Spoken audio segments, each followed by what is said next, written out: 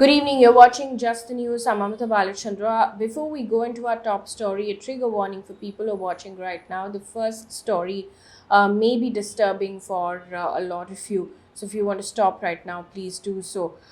This one comes in from the Uttar Pradesh. The Uttar Pradesh police have arrested 6 men accused of raping and murdering two Dalit sisters at a village in Lakhimpur Kheri district. Now, the two sisters were found hanging from a tree on Wednesday.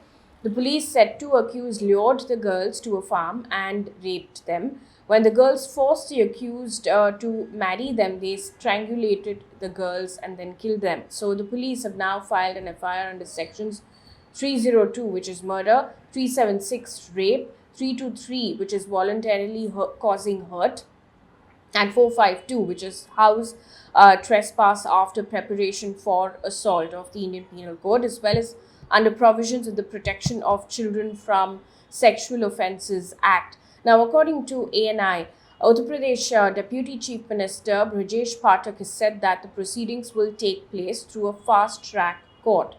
In the meantime, the bodies of the girls were brought for cremation to their village on Thursday afternoon after autopsy was conducted. Their mother has alleged that the postmortem was conducted without her permission and that she had not even seen the bodies. Moving on from the story now to news coming in from Karnataka. The Karnataka government has tabled an anti-conversion bill in the state legislative council. Now, the Karnataka anti-conversion bill says that, and I quote, conversion from one religion to another by misrepresentation, force, fraud, undue influence, coercion, allurement, or marriage is prohibited, end quote. Now, under the bill, a person who engages in forced conversion will be punished with 3 to 5 year imprisonment. Forced conversions of members from scheduled caste and scheduled tribe communities will lead to a jail term of 3 to 10 years and a fine of 50,000 rupees, according to this bill. It was passed in the assembly in December, but was not tabled back then, as the BJP at the time had 32 seats in the Legislative Council, 6 short of the majority mark. Now, BJP has 41 members in the upper house. In recent years, several other states ruled by the BJP, such as Uttar Pradesh, Madhya Pradesh, and Gujarat, have passed laws banning forced conversions. Now, the bill in Karnataka is said to be more stringent than the ones in Uttar Pradesh and Madhya Pradesh, which have a minimum jail term of 1 year. Meanwhile, an Oxfam report has now said that gender discrimination is a reason for 98% of the employment gap between men and women in India. It's called the India Discrimination Report 2022, which says that even when employed, salaried women have lower wages than men. The report also says that self-employed men earn 2.5 times more than women.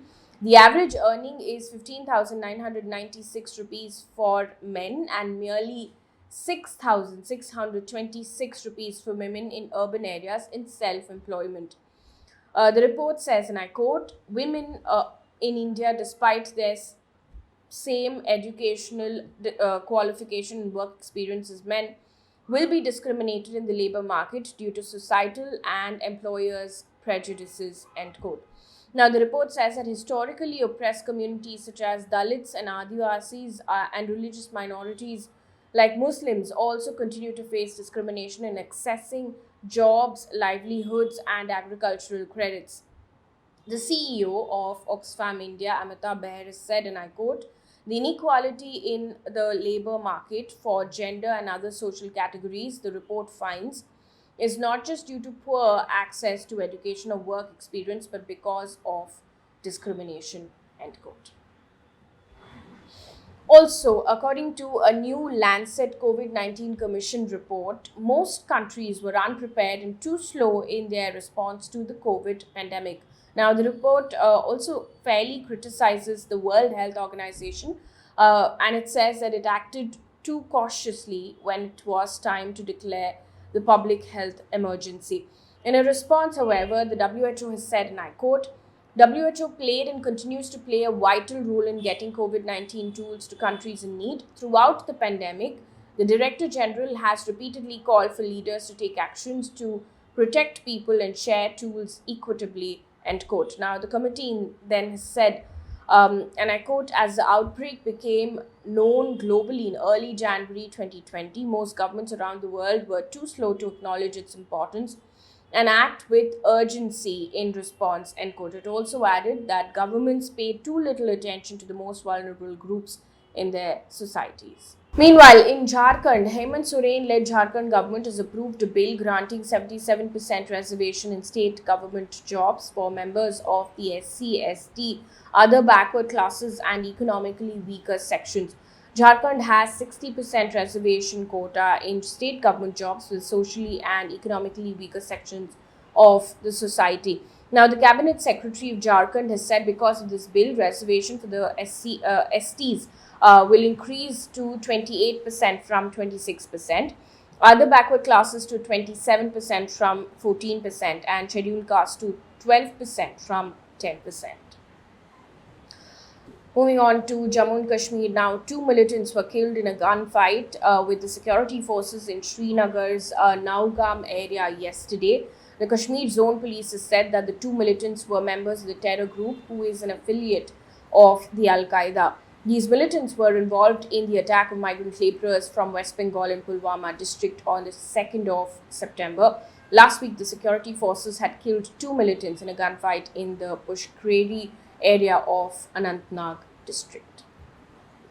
Also in the news, Minister of External Affairs S. Jaishankar has confirmed that Indian and Chinese troops have completed the disengagement process at patrolling Point 15 in the Gogra-Hot Springs area in eastern Ladakh. Now, the patrolling Point 15 at Gogra-Hot Springs was a key standoff area between Indian and Chinese troops in eastern Ladakh.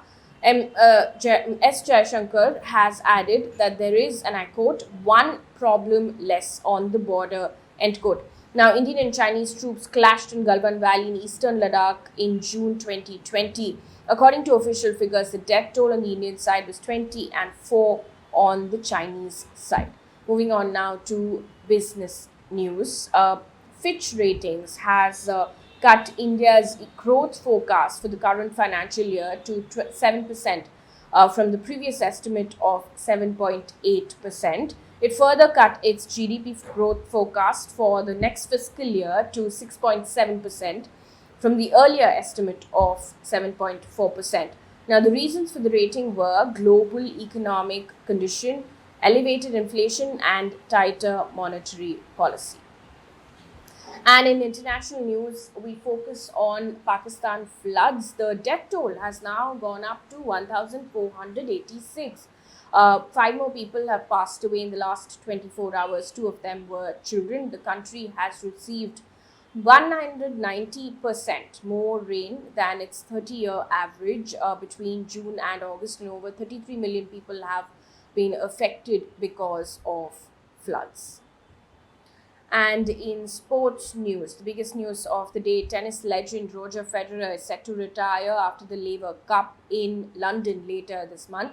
In a post that he put out online, 41-year-old Swiss player said, and I quote, "My body's message to me lately has been clear. I have played more than 1,500 matches over 24 years. Now I must recognize when it is time to end my competitive career.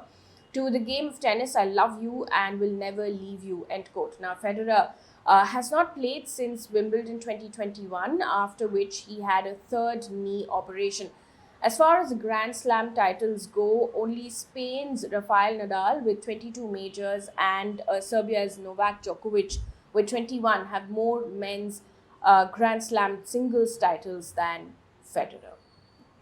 And one piece of good news before we wrap things up here on this bulletin, this comes in from India.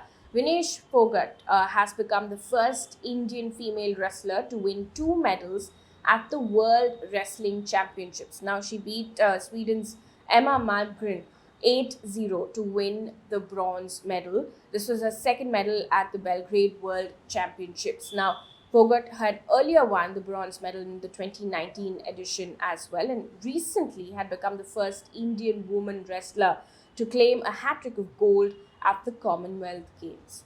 That brings us to the end of this bulletin. Thank you so much for watching. Good night.